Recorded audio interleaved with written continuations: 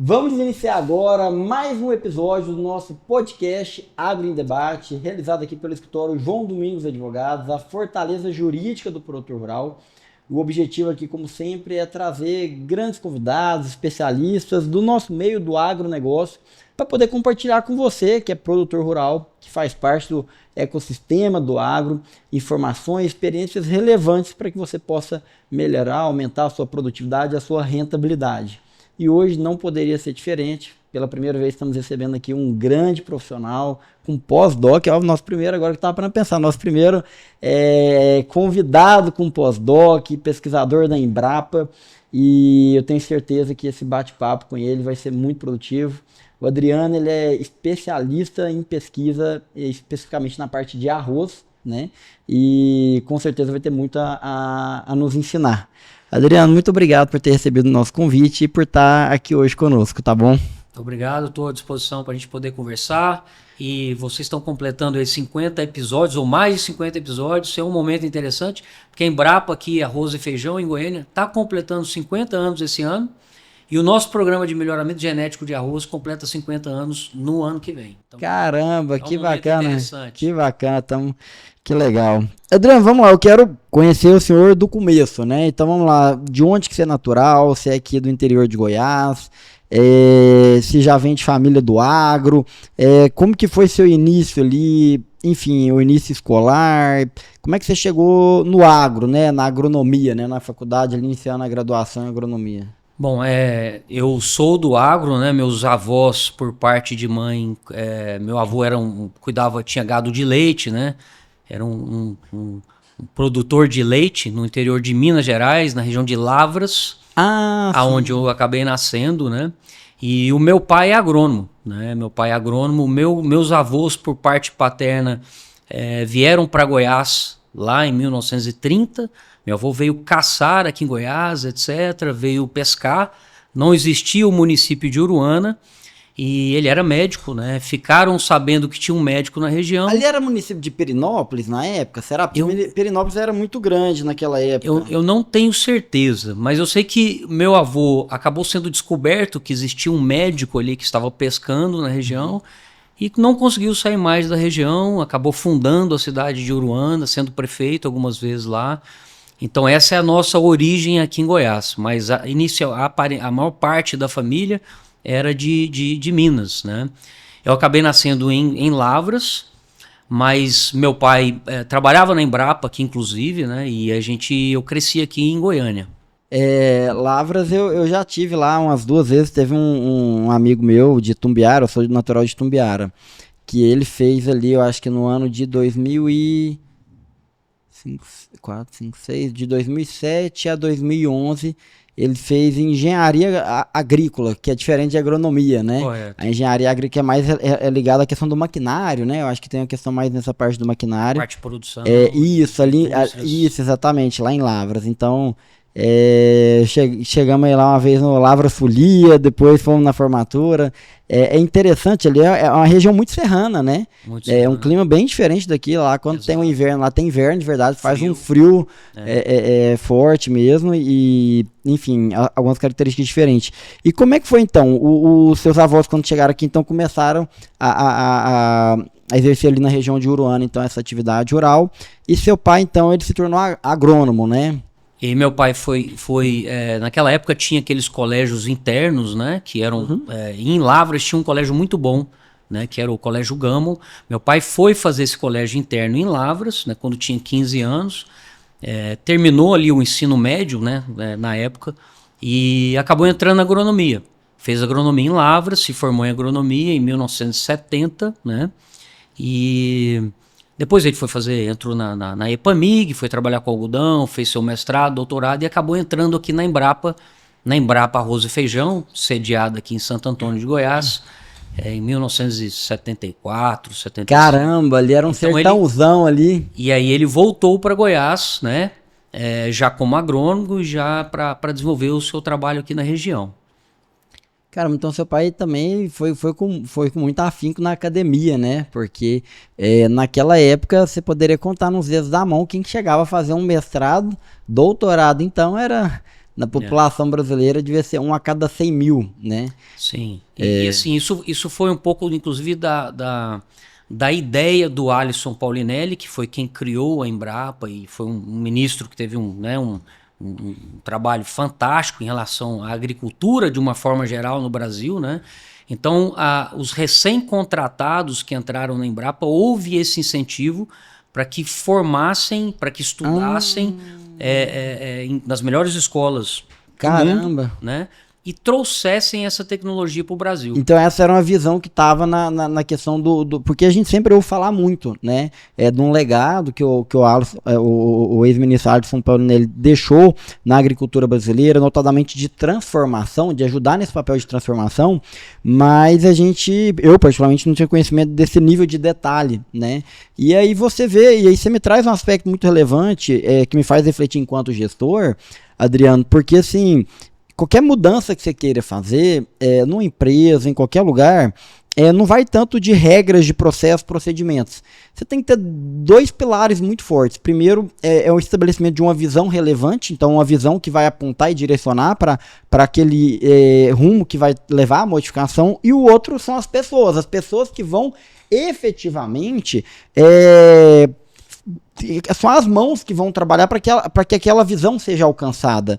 Então, se são essas pessoas, para que você consiga que elas façam algo de diferente, de inovador, você tem que capacitar elas, né? Não dá só para você dar a visão e falar assim, agora vai e acontece. Não tem como, você tem que dar condições, tem que dar subsídio a elas. Exatamente. E você fomentar esse nível de estudo, de pesquisa profundo, sem dúvida alguma que com certeza foi um fator determinante para esse sucesso que a gente teve nesse papel. Eu acredito que nessa época ali a gente ainda era importador de alimento, né? Importador de alimentos. Surreal. É surreal. As pessoas hoje que não conhecem a história recente do Brasil não conseguem acreditar, não conseguem imaginar dentro do que o Brasil representa hoje de fornecimento de alimento para o mundo e que ainda vai vir a representar, não conseguem imaginar que numa história tão recente, num passado tão recente, a gente era tão ineficiente, enfim, na produção, uma série de fatores ali, que a gente tinha que chegar ao cúmulo, ao absurdo, né, de ter que importar alimento, né? Exatamente, é uma revolução, né? O que aconteceu na agricultura brasileira é uma revolução,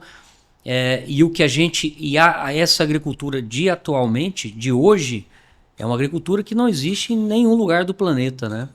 É mesmo? Exato, eu ando bastante, né? A gente divulgando o arroz como o arroz de sequeiro ou arroz de terras altas como uma opção para entrar nos sistemas integrados de produção. Então a gente tem andado muito levando essa tecnologia aos produtores e a gente se depara com realidades assim de produção fantásticas, né? 3 safras ao ano. A gente acompanhou uma área, por exemplo, que o produtor na região ali do Padef, em torno de Brasília, sim. O produtor produziu 90 sacos de soja, 135 sacos de arroz e 78 sacos de feijão em 11 meses. Nossa. Que agricultura... Que tamanho de área? Isso aí a gente tá falando o quê? Um talhão de quê? Que tamanho de área? Pivô de 100 hectares, né? Caramba. Um pivô que ele estava testando a cultura do arroz no sistema de produção dele. A gente Mega acompanhou essa área, a equipe da Embrapa esteve lá acompanhando. E esse é um exemplo só, né? De uma área especificamente, mas que eu acho que, se a gente pensar nisso, são mais de 300 sacos de comida em 11 meses. Nossa, né? É muita coisa. Qual país do planeta consegue ter esse nível de eficiência que nós temos? Ou seja, se você consegue amplificar isso, não vamos falar nem 100% do que você tem hoje a área agricultável ou que está sendo agricultada, mas é uma pequena fração que conseguir ampliar esse nível de resultado, você consegue aumentar dezenas de vezes a produtividade nacional. Assim. Então, vai muito de encontro àquela perspectiva que o pessoal coloca, olha, você não precisa desmatar mais um palmo de terra no Brasil para aumentar pelas próximas décadas, para continuar aumentando a produtividade por conta... É realmente isso, o que a gente tem é um nível talvez de subutilização, né? De subutilização do que aquela terra é capaz de entregar. Obviamente que dentro de um nível de eficiência econômica também, porque não adianta você falar, eu quero produzir 100 sacas de soja por hectare,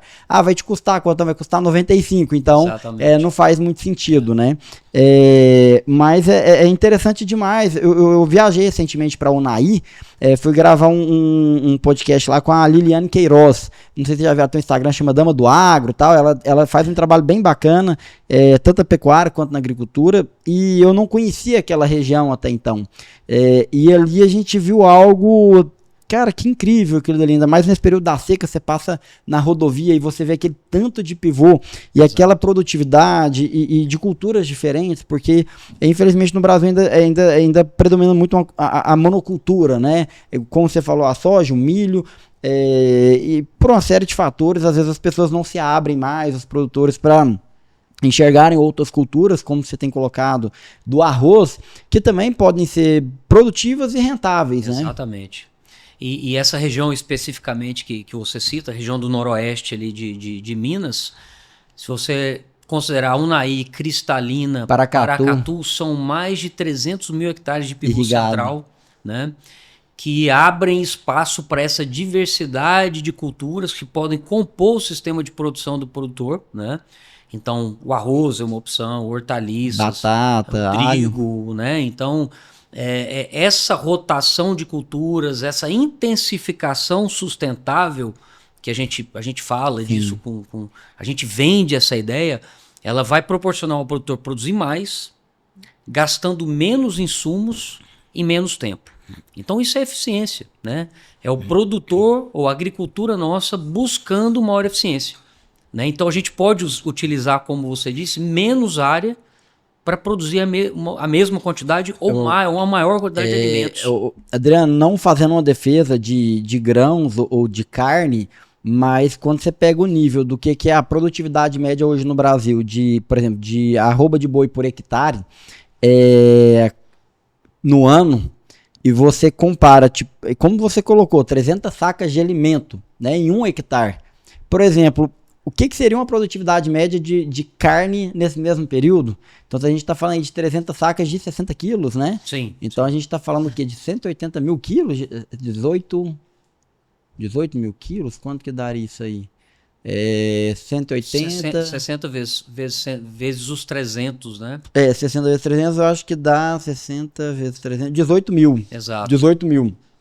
18 mil toneladas de alimento. Então, se você for colocar em carne, provavelmente não chegaria a 500 quilos, ou 1.000 talvez. É uma diferença muito significativa. Nós estamos falando de 18 vezes a quantidade. Isso que a gente não está falando nem de fruticultura, porque se você coloca fruticultura na mesa, aí leva esse quadro comparativo para um outro patamar, né? Do que você consegue produzir de toneladas de alimento. Adriano, um ponto que eu queria falar com você que eu acho muito interessante é que hoje, quando você fala de plantar arroz no cerrado, em Goiás, muitas pessoas falam assim, não, mas a gente planta arroz aqui planta-se, porque não é só no sul, não tem que ser área irrigada. As pessoas desconhecem muitas vezes o arroz de sequeiro. E desconhecem também que Goiás já foi um grande produtor, já houve essa cultura, porque é muito um elemento cultural também, de dado momento de cada microsociedade, né? Já houve um momento em que tinha essa cultura do arroz, né? Do arroz de sequeiro. Salvo engano, os pecuaristas tinham até uma prática que quando desmatava, eu acho que plantava arroz primeiro, para depois vir com a braquiária, enfim, vir com capim, né? O arroz, nós já chegamos a ter 1 milhão de hectares de arroz só em Goiás. Né? 1 milhão. 1 milhão. Então o arroz era aquela cultura... Isso foi quando, mais ou menos, que a gente teve esse pico de produtividade? 1970, 80, né? Então isso coincide com a abertura das áreas, né? Então o arroz é essa cultura que se adapta melhor nas aberturas. Então desmatava-se, os solos normalmente não têm a fertilidade necessária para se entrar com uma soja, com milho, e o arroz consegue produzir relativamente bem nesse ambiente. E naquela época existia-se um incentivo para essas aberturas de área em Goiás, Minas, Mato Grosso, Maranhão, etc. Políticas do governo federal. Então, o arroz era rentável, né? Então, o arroz fez esse papel de desbravamento do cerrado brasileiro, né? Foi sendo substituído por culturas como soja, o milho, né? Que tinham uma demanda muito grande, externa principalmente, né? Toda essa questão da commodity, né, que acabou virando, né? E o arroz foi perdendo espaço, né? Ao mesmo tempo que ele foi perdendo espaço, a produtividade brasileira foi aumentando. Então, um dado interessante, a gente utilizava 5 milhões de hectares no Brasil para produzir 12 milhões de toneladas de arroz. Hoje nós precisamos de 1,5 milhão de hectares para produzir as mesmas 12 milhões de toneladas. Ou seja, 1/3 da área. Exatamente. Então isso é eficiência de produção. Nossa, e basicamente o Rio Grande do Sul acabou sendo esse polo de arroz, porque eles têm uma condição muito favorável de solo. O de sequeiro e o irrigado? O irrigado. O irrigado. Eu tô falando de dados gerais. Sequeiro mais irrigado. O Rio Grande do Sul que prevalece. É o irrigado, né? Porque eles têm um solo que é capaz de armazenar água, as águas das chuvas, ou eles bombeiam água para esses solos. Esses solos é como se fossem piscinões, né? E que a água não infiltra, e ali é muito adequado para o plantio do arroz irrigado por inundação. Sim. Esse arroz, ele, vamos dizer assim, responde por 98% do arroz do planeta vem desse sistema de produção. O arroz de sequeiro que a gente está conversando praticamente não tem representatividade no planeta, né? Por quê? A produtividade não é tão boa? O grão não é a mesma qualidade? Porque ele é de uma subespécie diferente do arroz. Hoje em dia é a mesma qualidade de grão, né? Mas quando você compara esse ambiente da inundação, do arroz irrigado por inundação com o do sequeiro, as produtividades podem ser mais altas, né? E como a soja e o milho entraram muito bem no cerrado, não havia necessidade, na teoria, da gente continuar produzindo aqui, porque o Rio Grande do Sul acabou aumentando a sua produtividade. Rio Grande do Sul e Santa Catarina, Tocantins também, né? Lagoa da Confusão. Lagoa da Confusão, Formoso da Araguaia. E fornecia um arroz que a gente precisava, né?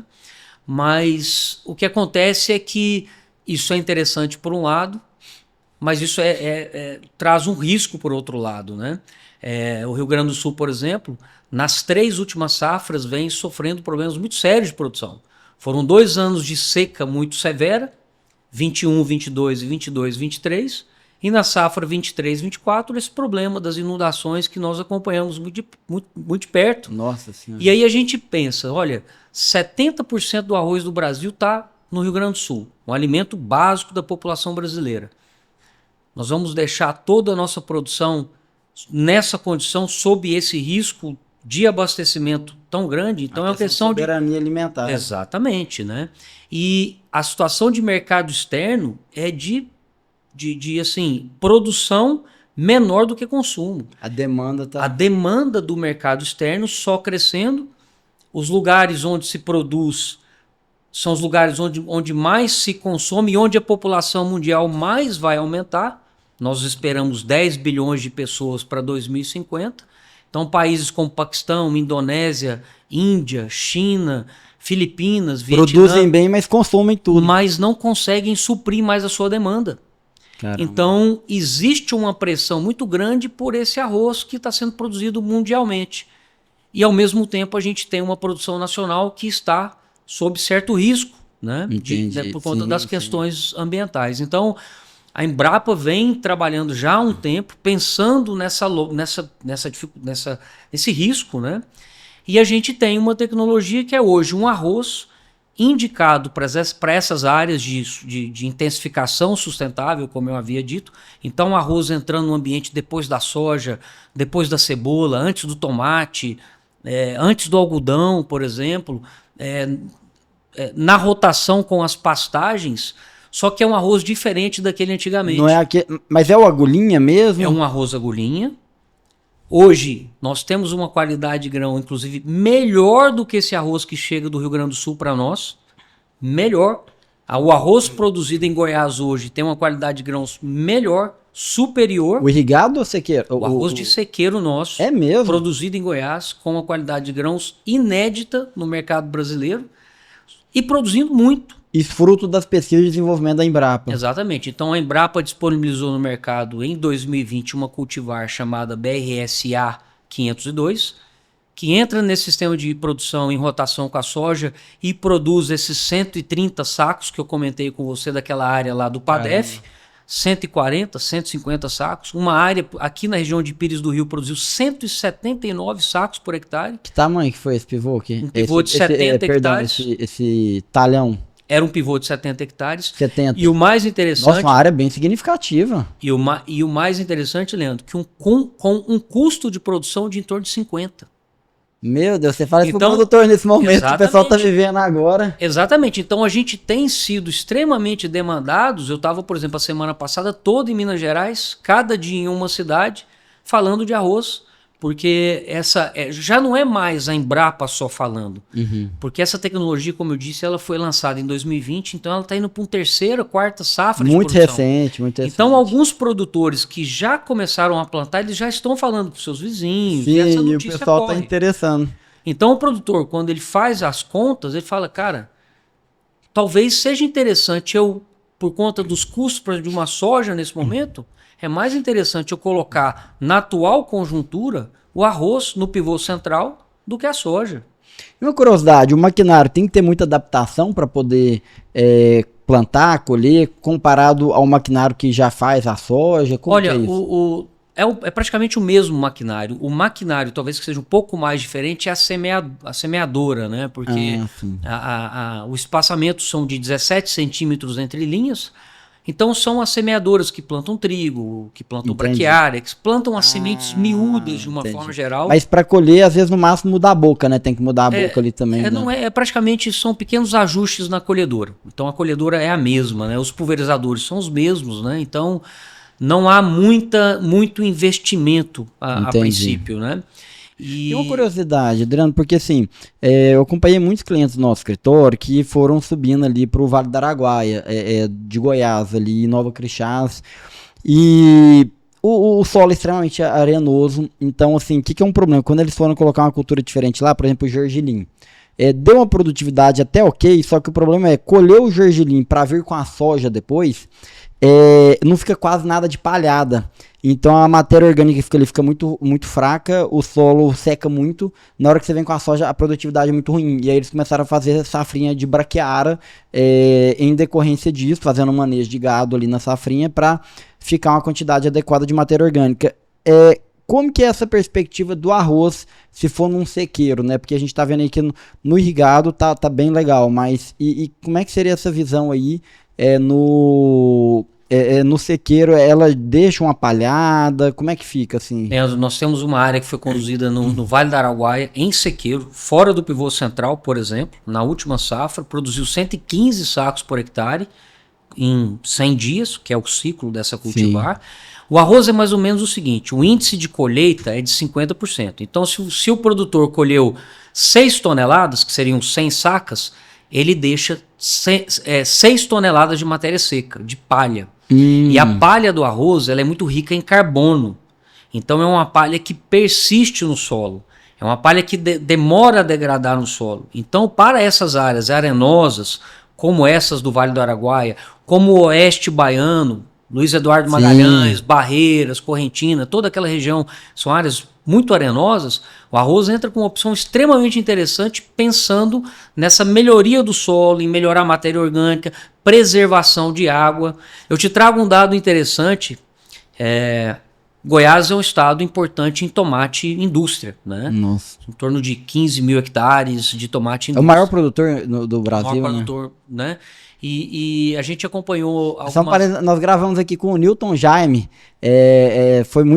fez um mestrado, uma pesquisa muito profunda nessa área aí também, trouxe relatos, perdão pela interrupção, mas relatos muito incríveis, como que na história recente nossa aqui de Goiás, coisa de 15, 10 anos atrás, ou com alguns ajustes de pesquisa, houve uma alteração assustadora na produtividade do tomate aqui. E alguns pontos, por exemplo, ele falou assim, Leandro, o problema que estava tendo não era falta de insumo, era um excesso de determinados insumos que estavam sendo colocados, que estava gerando um efeito contrário. Na medida que foi feita pesquisa e compreendido isso, quando se ajustou, foi aumentando níveis assim que foram aumentando exponencialmente, né? Então isso é interessante que você está dizendo. A gente tem as ferramentas que a gente precisa para buscar essa máxima eficiência, né? E aí eu te trago um caso de uma área aqui em Bela Vista. O produtor chegou lá na Embrapa E na safra passada, a perspectiva de preço de soja, tal, não está fechando os custos. Eu fiquei sabendo dessa questão do arroz. Vou plantar arroz e na sequência vem o tomate. O arroz. E aí. Faz o arroz na safra? Então, ele plantou o arroz em setembro. Então, ele tirou a soja do pivô e entrou com arroz. Ah, no pivô, na área No irrigada. pivô, era uma área irrigada. Entrou com 2 pivôs, que ele queria testar. Fez o arroz, colheu esse arroz em janeiro, época de entre safra, porque o arroz do Rio Grande do Sul é colhido em março. Ah. Ele vendeu o seu arroz a R$190 o saco. E o que era o preço normal, assim? O preço de safra é mais ou menos 120. Caramba. Ele vendeu a 190, produziu 135 sacos de arroz, custo de produção mais ou menos 50, como eu havia falado para você. Nossa. Teve a palhada do arroz, entrou com tomate indústria na sequência. Esse tomate foi colhido agora em julho. Esse tomate, a média goiana de produção de tomate rasteiro é em torno de 90 a 100 toneladas por hectare. 140 toneladas de tomate por hectare. Caramba. Gastou 40% a menos de energia e de água por conta dessa palha de arroz, que é um colchão que preserva a água no solo. Esse tomate teve muito menos problema de bactéria nas folhas e de podridão dos frutos, porque o tomate, a planta do tomate, os frutos desenvolveram em cima de uma cama de palha de arroz. Eu tenho as fotos, acompanho toda essa área. Então, e outra, tem mais uma. O Brix do tomate saiu de uma média de 4, que é o tradicional, para 4,52. Esse 0,52 a mais de Brix faz uma diferença absurda na indústria de tomate. Então, são transformações que estão acontecendo no sistema de produção em que a gente está buscando essa máxima eficiência. Então, o produtor plantou arroz, produziu muito bem, forneceu um arroz localmente para a indústria goiana, que é o segundo maior parque industrial de arroz do Brasil, e a gente importa, até a última safra, importava uns 80% do arroz que o goiano consome do Rio Grande do Sul. Caramba. Então produzimos localmente e teve esse impacto todo no tomate que veio na sequência. Que incrível, que incrível. A gente tinha que divulgar isso aí, tinha que colocar o corte do vídeo, tinha que patrocinar, porque a impressão que a gente tem é que o pessoal não chega a essa informação, porque as pessoas ficam... Já é muito difícil, né, Adriano? Qualquer cultura que seja exercida já tem um nível de dificuldade, tem a curva de aprendizado, o ser humano tem muito da questão da zona de conforto, não é assim que eu faço, meu avô fazia, meu pai fazia, é assim que todo mundo faz, não, porque aqui ninguém na região faz isso, né? Provavelmente quando esse produtor chegou ali em Bela Vista com o negócio de arroz, foi visto quase como um doido, né? Que é isso aí de plantar arroz aqui? Ninguém planta isso, né? E agora esses dados que você apresenta são extraordinários, né? São extraordinários. Leandro, talvez é aquela questão da crise, no momento da crise se enxergar a oportunidade, né? Então a gente observa o que aconteceu com o preço da soja e do milho nos últimos 2, 3 anos, né? E assim, é uma crise, obviamente que a gente não deseja isso, né, para a nossa agricultura, sim, mas ao mesmo tempo isso abre a oportunidade para outras coisas, para o produtor experimentar outras opções, né? E isso traz um nível de aprendizado a mais. Esse produtor de Bela Vista, por exemplo, ele sabe que ele tem hoje uma carta na manga a mais. É uma gramínea a mais para verão, basicamente. Gramínea que a gente tem como opção de rotação de cultura no verão é só o milho. Então nós estamos colocando uma opção a mais para o produtor. Você pode usar o arroz. E você não vai usar o arroz só porque é bonito ou porque a Embrapa está falando, você vai ganhar dinheiro. Você vai ganhar dinheiro. Você vai ganhar dinheiro. E além de você ganhar dinheiro no arroz, dele, na próxima, você vai trazer rentabilidade nas outras culturas que vêm na sequência. Porque ele está fazendo rotação de cultura, está fazendo rotação de princípio ativo de herbicida, ele está quebrando o ciclo de pragas e doenças. Então há uma série de benefícios que nesse momento de crise a gente está tentando levar para o produtor. Então, com isso, de certa forma, a agricultura brasileira passa por um nível acima. Tem um livro interessante, eu acho que é do Delfim Neto, sobre a crise do café. E aí ele traz uma perspectiva histórica, pegando ali do século XIX para o século XX, de como que envolvia, porque o café tem um ciclo um pouco mais longo, né? Mas era mais ou menos o que? Num dado momento estava faltando café no mercado, o preço é lá em cima. Aí todo mundo fala, não, vou plantar café, porque café tá bom demais. Só que plantava agora, não colhia no ano seguinte. Levava ali 3 a 5 anos. Aí, de repente, quando você dava 3 a 5 anos depois, o preço ia lá embaixo, porque todo mundo tava plantando café. Como o preço ficou ruim, o que todo mundo fazia? Vamos parar de plantar café, que não tá bom, vamos plantar outra coisa. E aí, ele vai mostrando como que isso era cíclico. E continuamente. Então, é o que a gente tem. Eu vejo muitas vezes o pessoal reclamando assim, é igual uma cultura que às vezes o pessoal... Porque eu não sei como é que seria a comercialização do arroz, mas no do feijão, o pessoal às vezes... Pô, eu tava no começo do ano lá no Mato Grosso, em Lucas, em Sorriso. E aí o rapaz estava comentando, falou, pô, Leandro, esse ano a gente escolheu para colocar na área irrigada no pivô, agora no meio do ano, a gente escolheu de colocar o feijão. Só que aí a gente já tinha plantado, aí foi falar com o nosso agrônomo e ele achou que não foi uma boa ideia. Aí ele falou assim, mas por que não foi uma boa ideia? Que olha aqui meus vizinhos, fulano plantou, o outro plantou, todo mundo plantou. Aí o cara falou, exatamente, esse é o problema. Todo mundo plantou. Então, enfim, né? Por mais que às vezes tente dar essa variada para um feijão, por exemplo, mas ainda já está se tornando meio que um lugar comum, né? Um lugar comum que o mercado às vezes não pode não ser tão interessante, né? E o que me chama muita atenção desse entorno ali do DF, de Cristalina, para aquele noroeste de Minas, é justamente essa diversificação na produção que a gente não vê muito no restante aqui. Olhando aqui para o cenário de Goiás, de uma forma geral, Mato Grosso, você não vê isso muito presente, né? Eu não sei se é uma questão cultural dos produtores que estão ali, também talvez um pouco das características regionais ali, não sei, de produtividade, mas é incrível, né? Você pega ali a variedade de coisas que são produzidas, é algo assim que chama muita atenção, porque no normal você vê o quê? Ou é boi, ou é leite, ou é soja, é milho, no máximo vai um milheto ali, e agora está tendo muita questão da safrinha de braquiara por conta da irregularidade, do risco de falta de chuva na safrinha, né? Mas traz um ponto de reflexão muito importante, sim, né? O Brasil pode se tornar destaque na produção de outras variedades, como o próprio arroz, né? O Brasil tem que estar preparado para chover no molhado, né? A história do celeiro do mundo, né? Sim. Então, essa perspectiva ela é uma realidade, né? Então, o Brasil é um fornecedor de alimento para o mundo, né? Quem teria condição de suprir esse alimento como nós? Talvez a África. Mas a África tem problemas conjunturais e sociais que muito são muito severos. Eles estão e a nível de tecnologia eles estão muito, muito atrás de nós, né? Então a África, para se tornar uma realidade, vai demorar muito tempo. Então, por exemplo, a gente falando de todas as culturas, mas no caso do arroz, eu falei que existe uma demanda externa, o mundo já não consegue suprir a demanda de arroz. E nós temos que estar preparados, porque o arroz vai virar uma commodity e esse arroz vai ser produzido aqui no Brasil.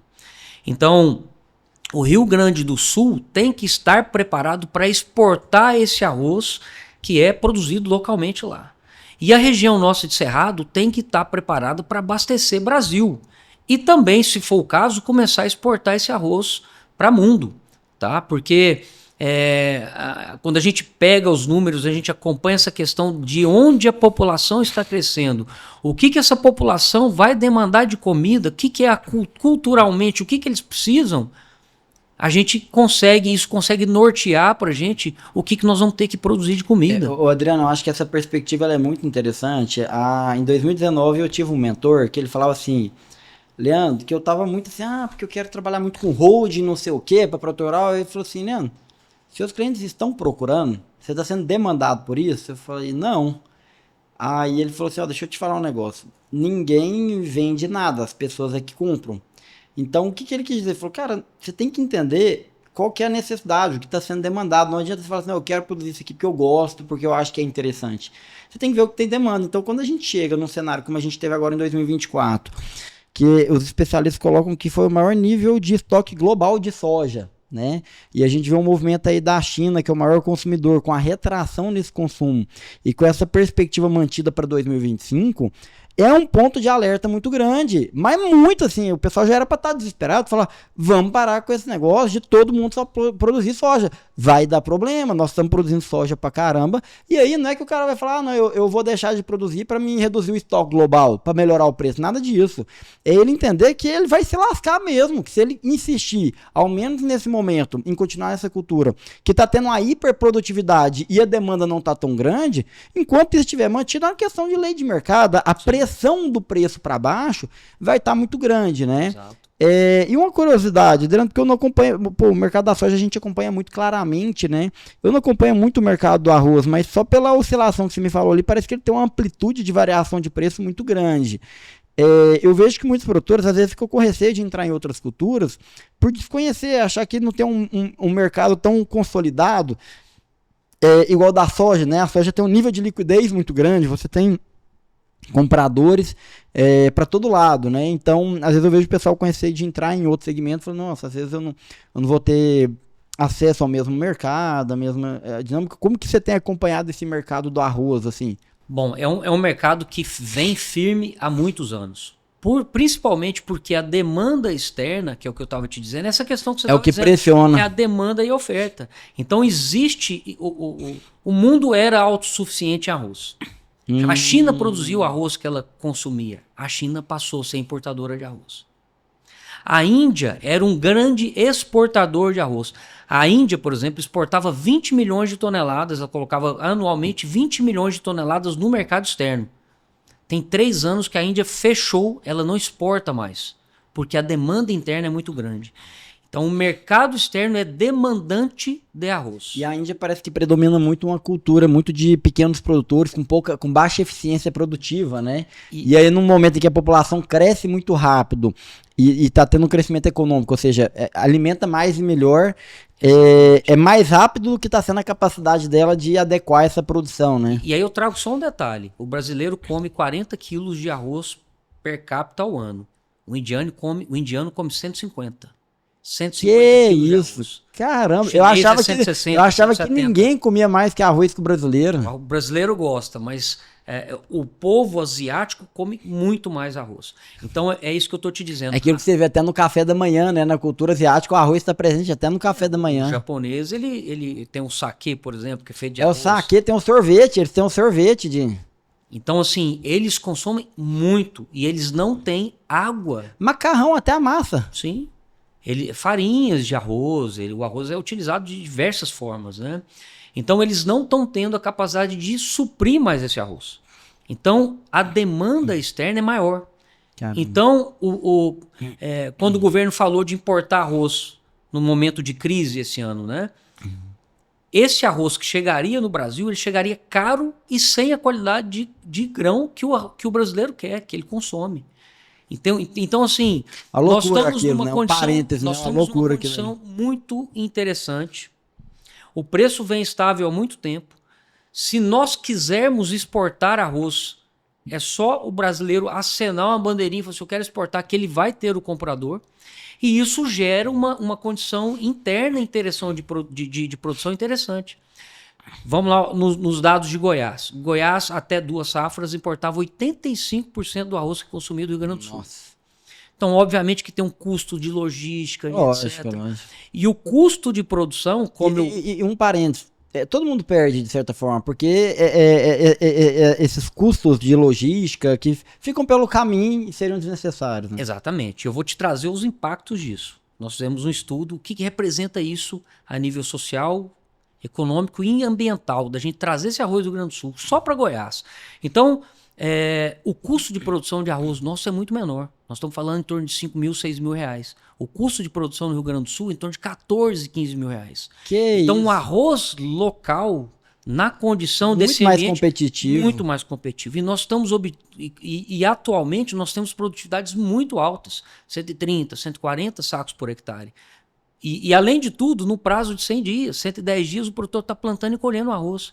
Então é uma eficiência muito alta. Mais um dado. O arroz... Eu lembrei de um amigo meu que é produtor, que o João Isabel tem que mandar esse podcast para ele, que o homem já faz de tudo lá, é incrível a produção dele.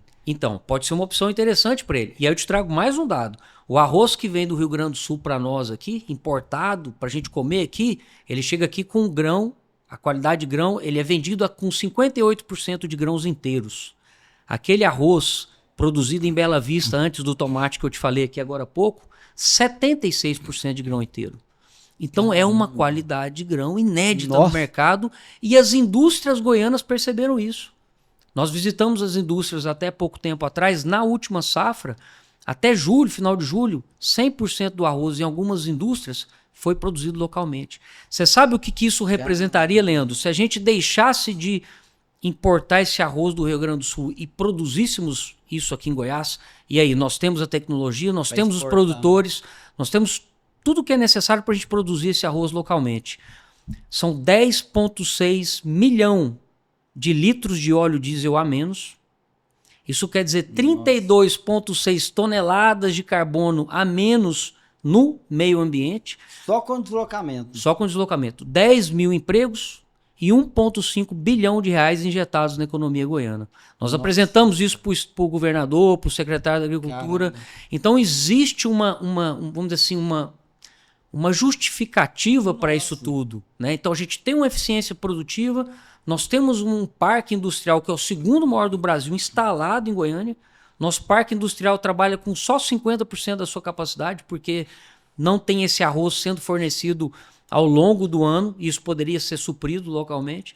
E nós temos toda essa condição de social e ambiental que justificam essa produção local nossa aqui. Caramba, esse amigo nosso, o João Isabel, eles plantam muito aqui na região de Turvânia, que é uma região já muito boa, e nós estivemos lá, acompanhamos, assim, são praticamente 5 mil hectares. Desses 5 mil hectares, eu acho que eles devem ter uns 1.500 mais ou menos de pivô, uns 3.500 de sequeiro, e aonde que é o pivô, eles fazem todo uma sistematização muito organizada, pensando muito na microbiota. Então eles entram com frequência com aquela questão quando você põe várias variedades, e aquelas várias variedades de planta que você planta para vir com plantas rolo, de cobertura. Plantas de cobertura, então coloca lá umas 15 variedades, vem com rolo. Então quando eles fazem a safra, por exemplo, de soja agora, em muitos salões a média de soja ficou em torno de 100 sacas de soja. Então a produtividade assim, extraordinária. Quando faz o milho, uma produtividade muito boa, eles fazem um milho para poder fazer silagem, e fornecem lá para o JBJ, aquele confinamento ali de Anicuns do Júnior.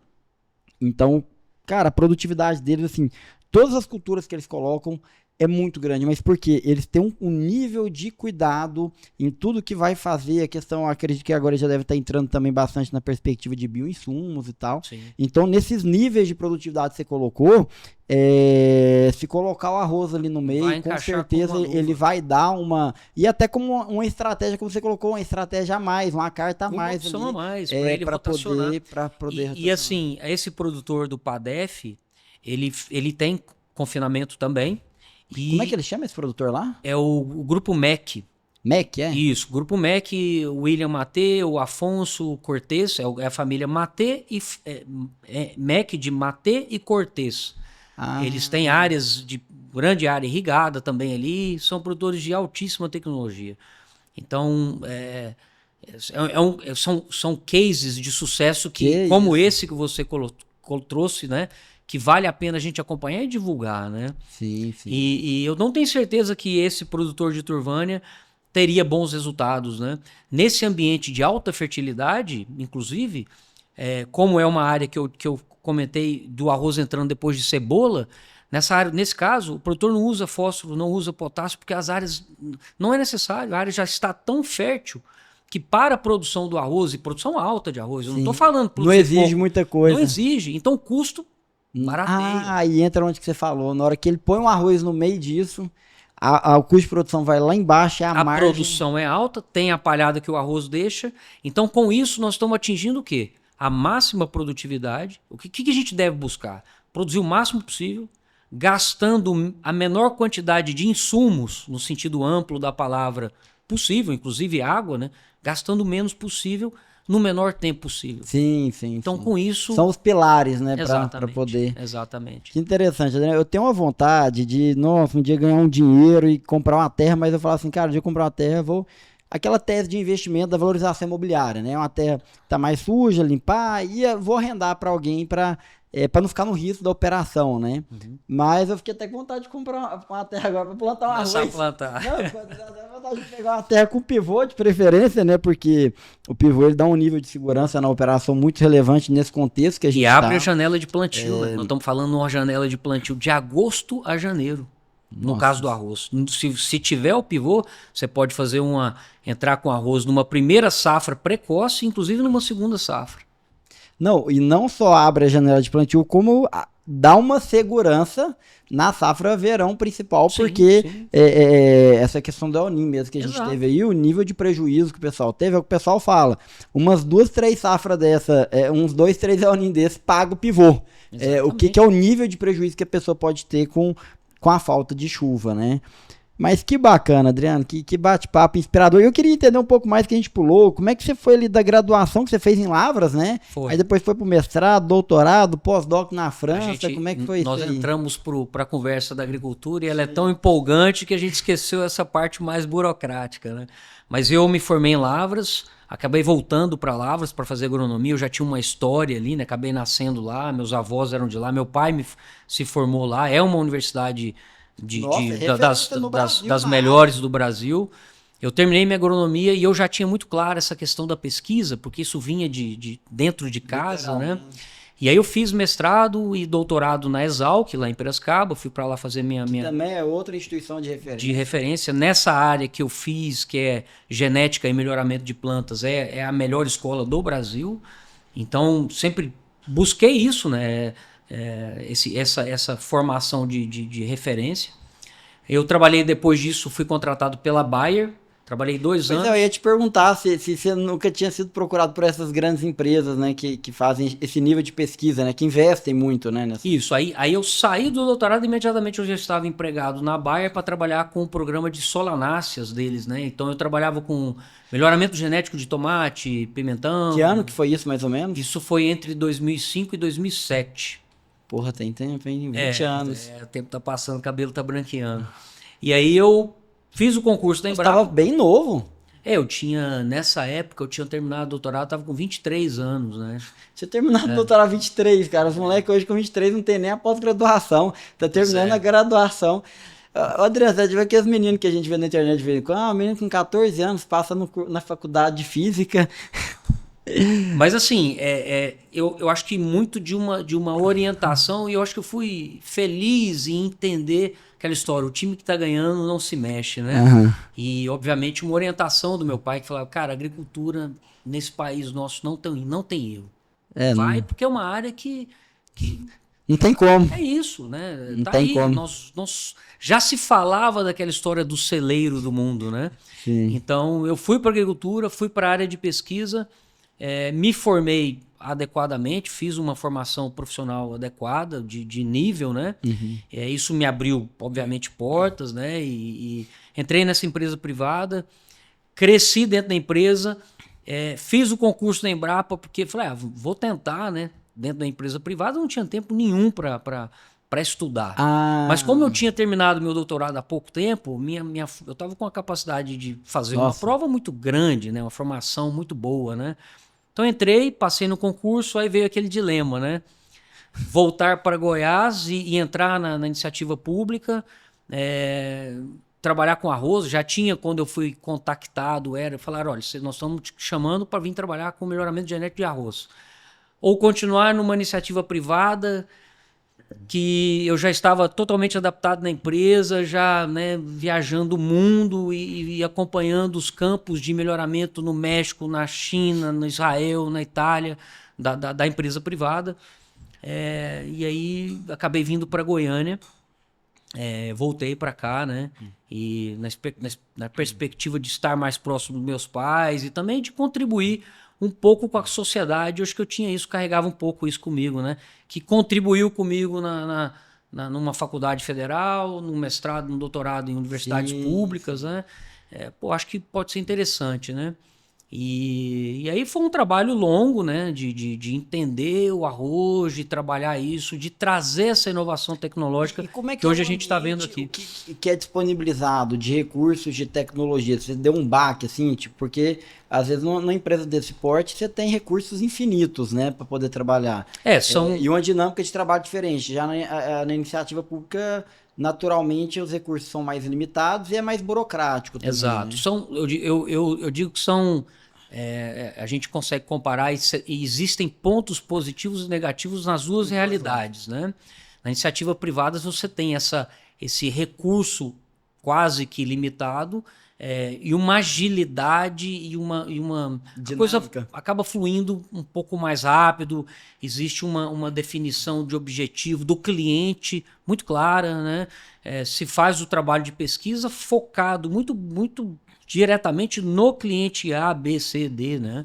Quando a gente vem para uma iniciativa pública, esse cliente ele fica um pouco mais difusa, essa definição do cliente. Sim. Até porque o cliente é mais difuso, né? Sim. Na Embrapa, a gente tem que trabalhar desde o pequeno produtor, agricultura familiar, o produtor que está num assentamento rural, que precisa de tecnologia também, até o produtor do mais alto nível tecnológico.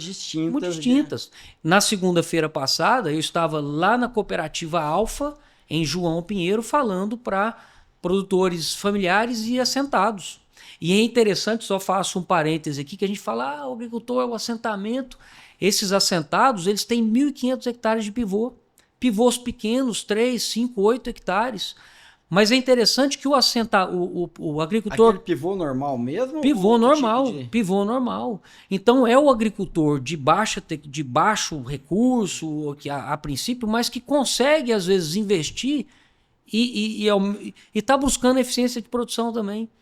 Então ele vai às vezes ter uma dificuldade ou uma lógica de comercialização um pouco diferente, ele vai vender para o governo aquela produção, para alimentação escolar. Tem os programas provos. E isso acaba remunerando, o que é interessante para esse agricultor também.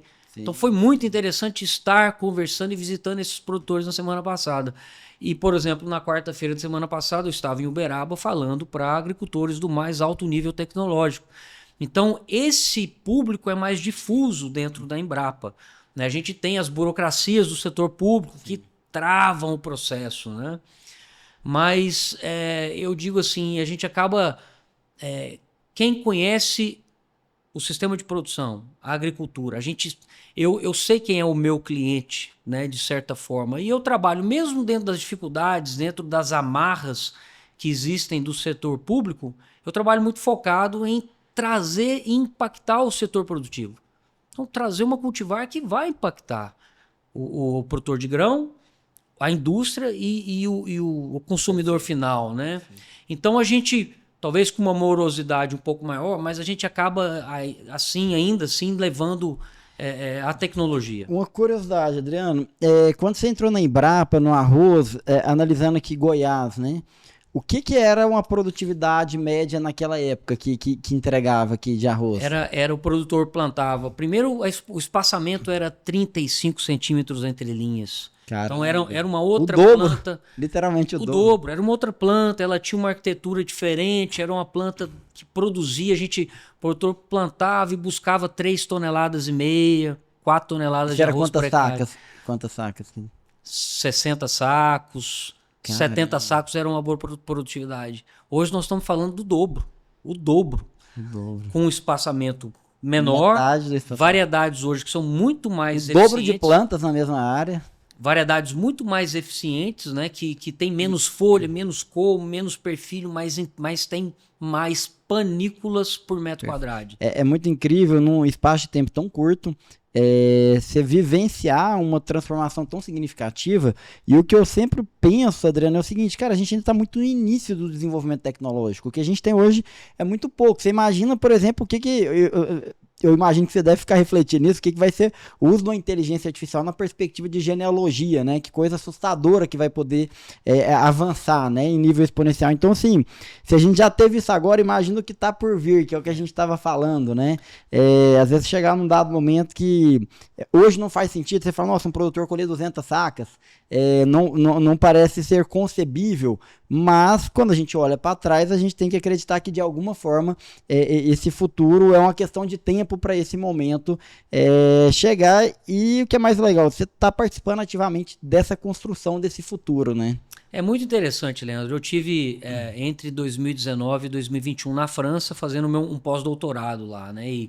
E a lógica nossa desse trabalho que foi feito lá era entender como que algumas técnicas as ômicas, né?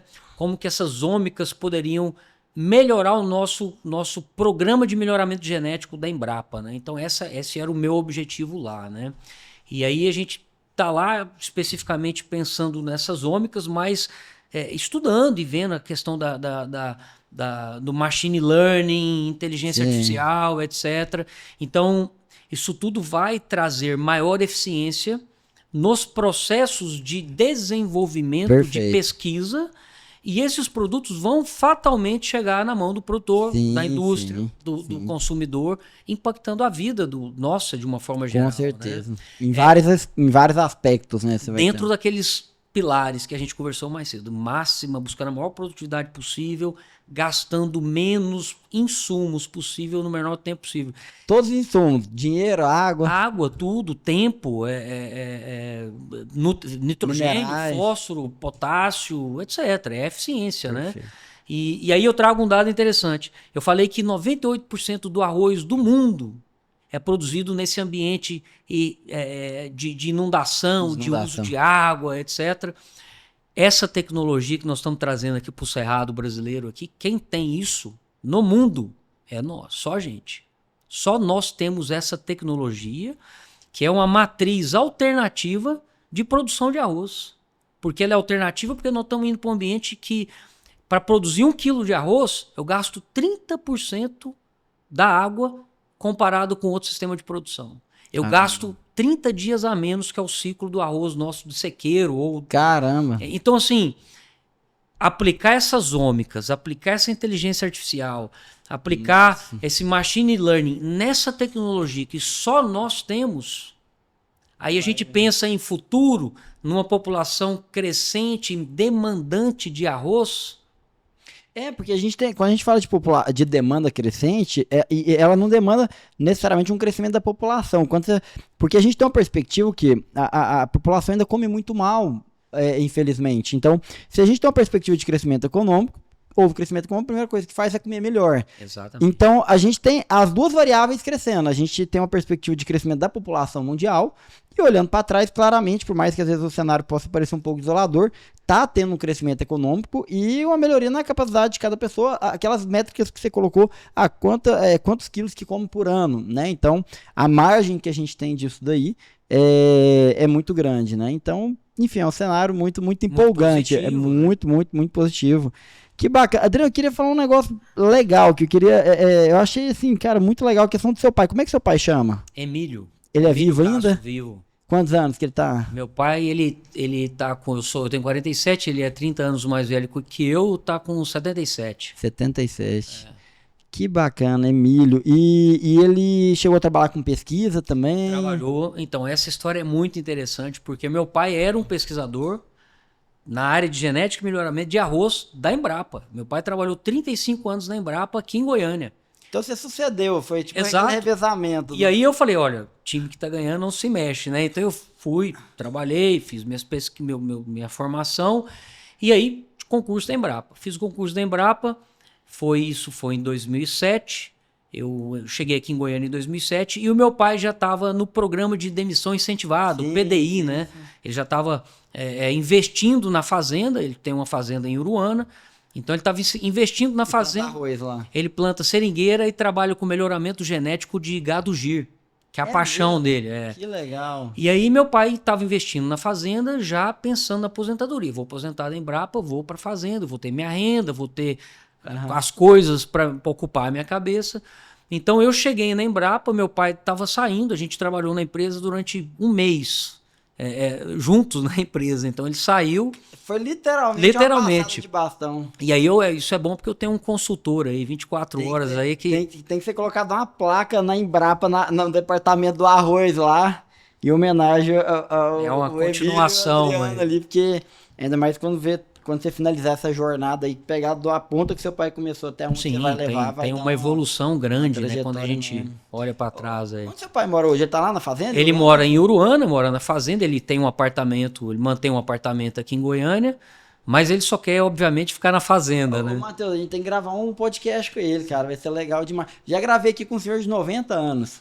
É aquela questão, quanto mais, nossa, o que tem de história para contar, e eu gosto muito desse processo de transição, dessa história recente nossa. A gente gravou um com Carlito Guimarães, é um pecuarista, e, cara, ele contando quando foi ali na região do Xingu, no Mato Grosso, para poder abrir, né? Então ele trouxe uma métrica pra gente. Vocês estão me devendo publicar esse vídeo, pelo amor de Deus, não é possível vocês perderem esse negócio.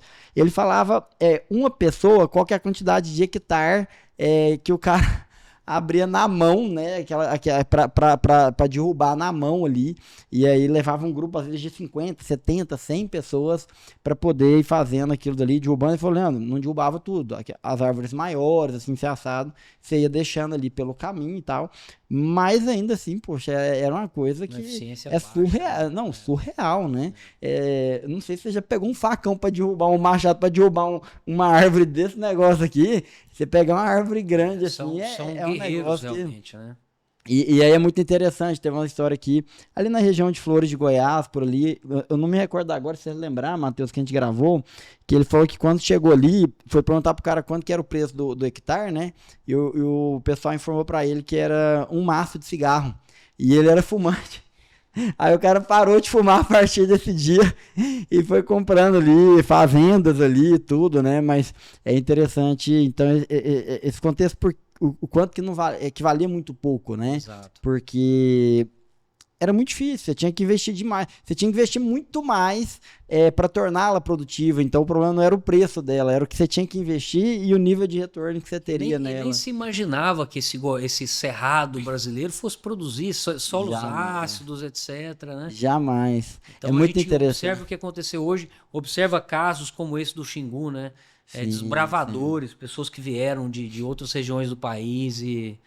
os gaúchos aí abriram esse cerradão no peito, né? Proporcionaram, né? A gente tem que realmente valorizar esse pessoal aí que pegou uma tarefa assim...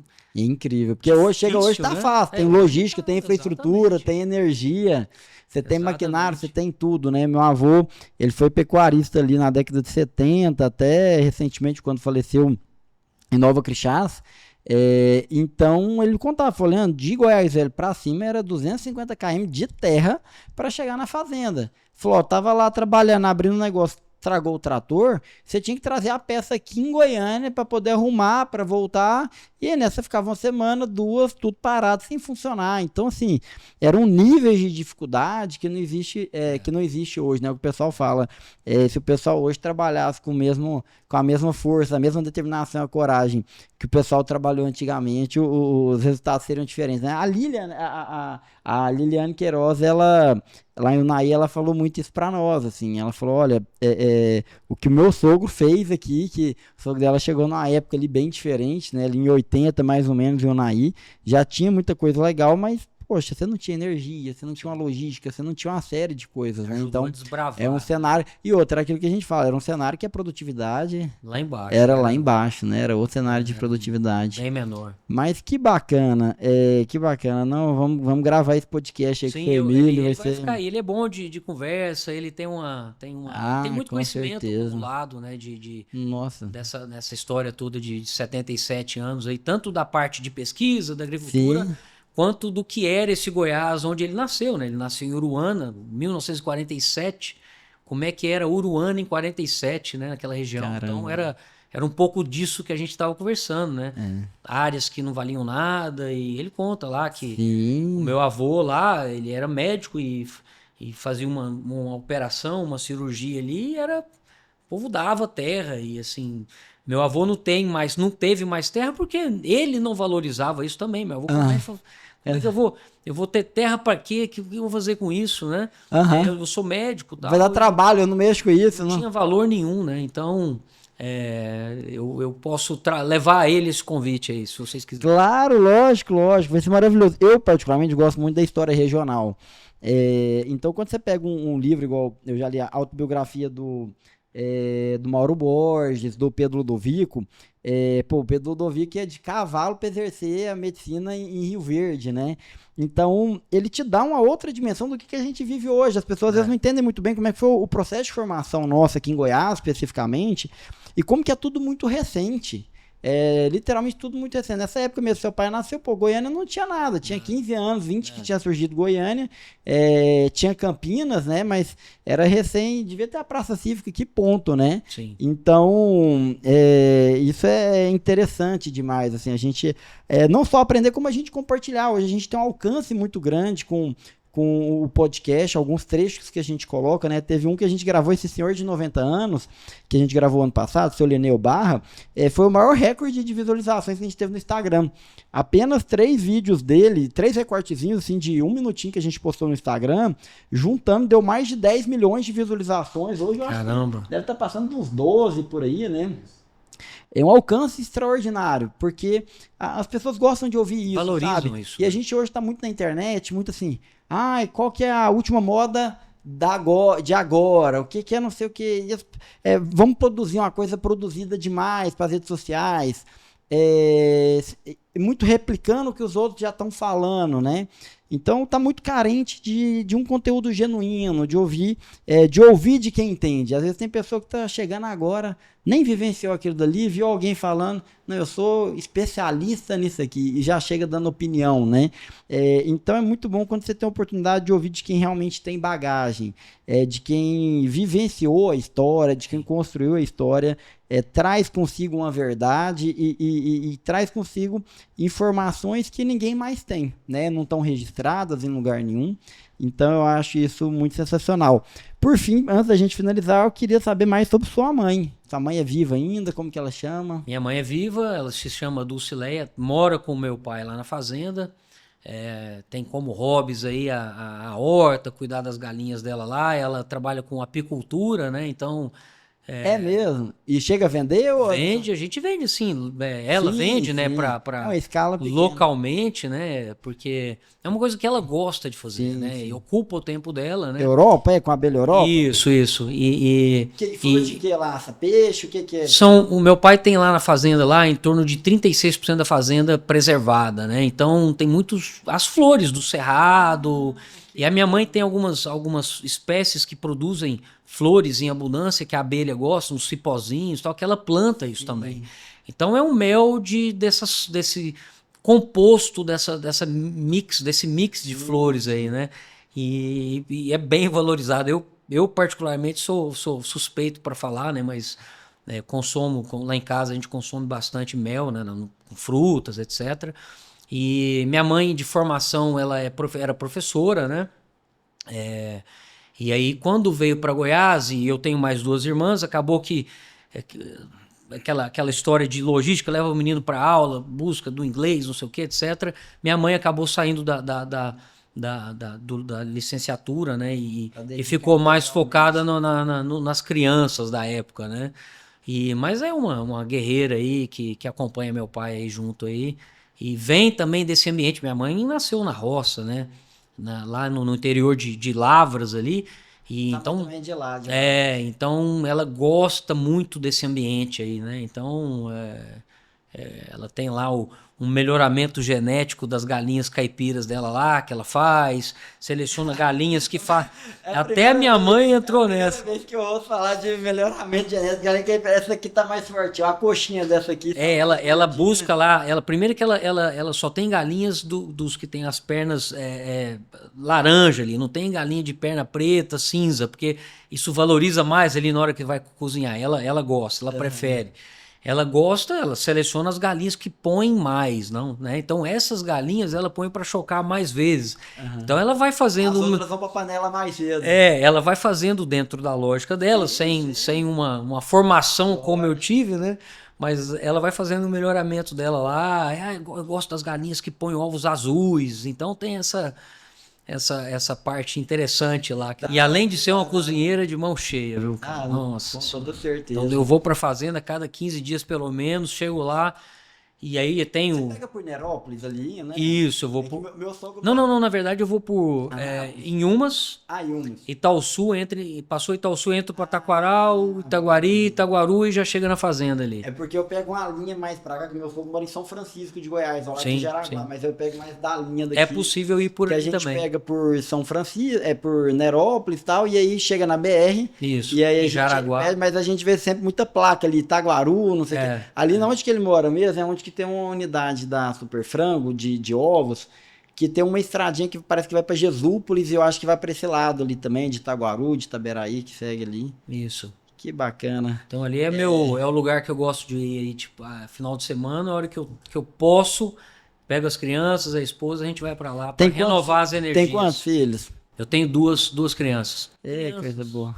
Menina já de 15 anos, né? As crianças, né? Já tá no eu sei como é estudando que aí pra é. vestibular aí já. Que coisa boa, que bacana, Adriano. Assim, uma conversa muito legal, gostei demais do nosso bate-papo.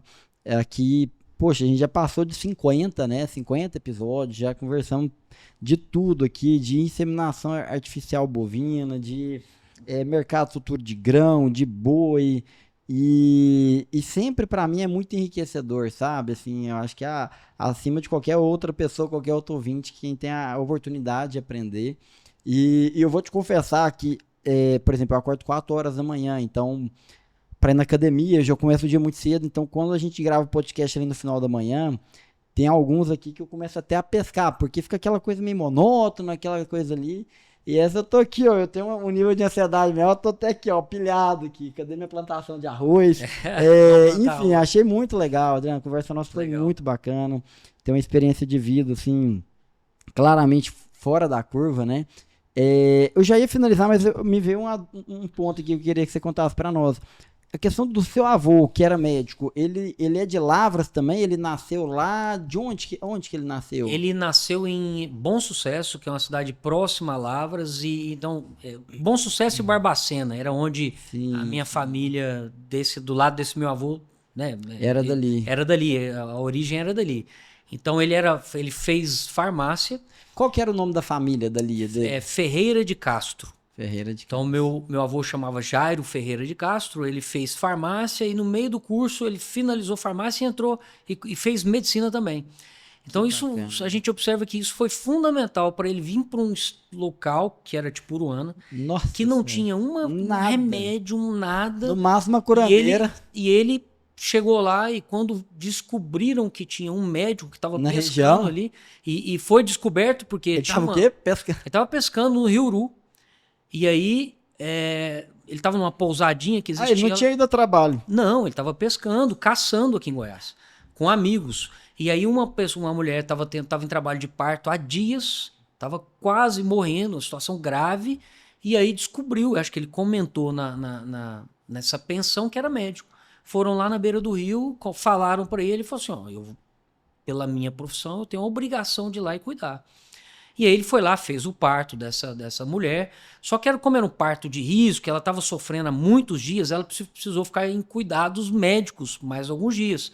Então ele ficou na obrigação de ficar ali acompanhando.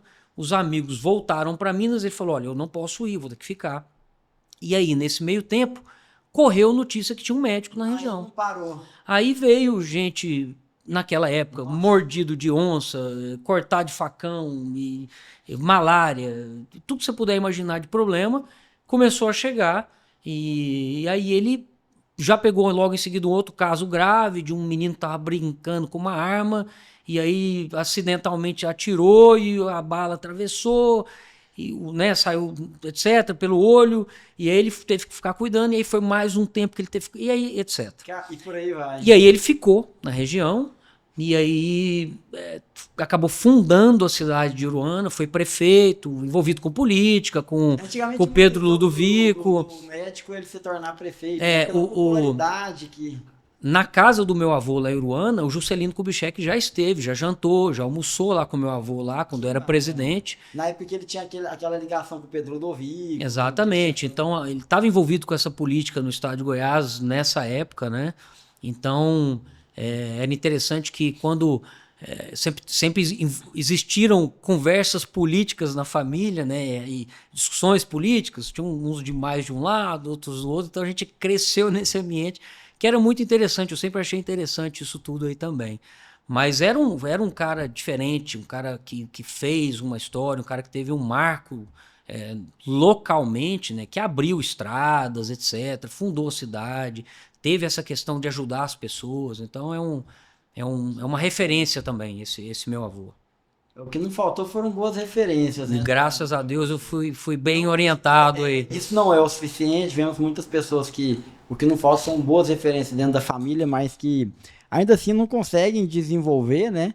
E é até difícil, porque o sarrafo sobe muito, né? Exatamente. O nível ali, a régua é bem mais alta, não é qualquer coisa que você vai entregar nessa vida que pode ser reputado como algo relevante, né? Para alcançar um nível de entrega, né? Para a sociedade como um todo, porque eu acho que quando chega nesse nível, acima da realização pessoal e profissional individual, o nível de entrega para a coletividade ele é muito grande. Né? É como se fosse um segundo salário, vamos dizer assim, né? Quando você vai num produtor e você vê o produtor que tem essas dificuldades que a gente sabe, a gente vive isso e a gente sente isso na pele, né? Porque como eu vim da agricultura, eu ponho a camisa realmente, né?